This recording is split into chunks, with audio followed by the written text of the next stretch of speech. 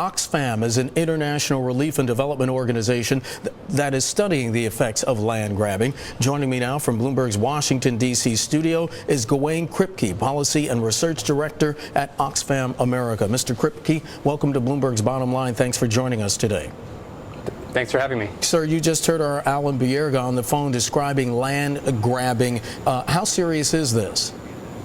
It's a very serious problem, and it's a very quickly growing problem. The best guesses about what's happening with land grabbing is that it's increased year on year tenfold. There's 10 times more land grabbing happening last year from the year before. So it's a very quickly escalating economic phenomenon and something we need to pay some attention to. Make the case for and against this practice. Well, the case for is that agriculture in developing countries, and particularly in Africa, needs investment. African agriculture tends to be very low productivity. They don't have the basic infrastructure, and even simple inputs like good seeds and fertilizer are missing. So it's very welcome that there's new investment interest in Africa. The bad side is that investors may be taking away the very resources that farmers and poor people need to survive.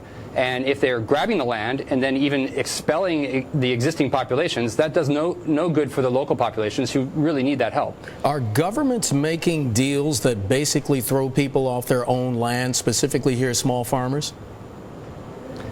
The short answer is yes.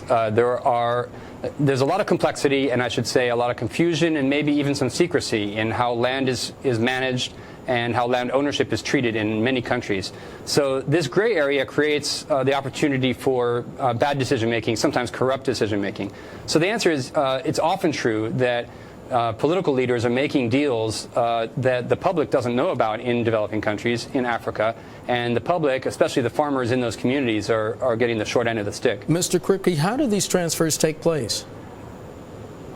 Well, they happen in several different ways, and we're talking about land grabbing as a general thing, but there's several different ways in which that happens.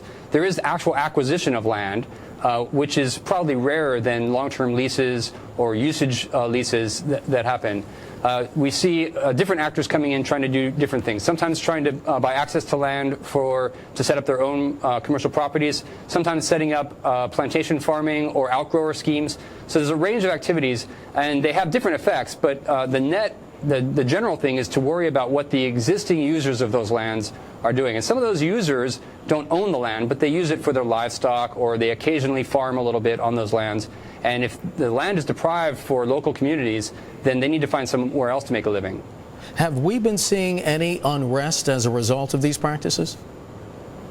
Yes. Well, land is inherently a political issue. Think of how emotional people get about their country and about land. And so when foreign investors have come in, we have seen in several cases very big popular uprisings against these land acquisitions. So governments have actually fallen in at least 2 places in Africa in reaction to land grabs.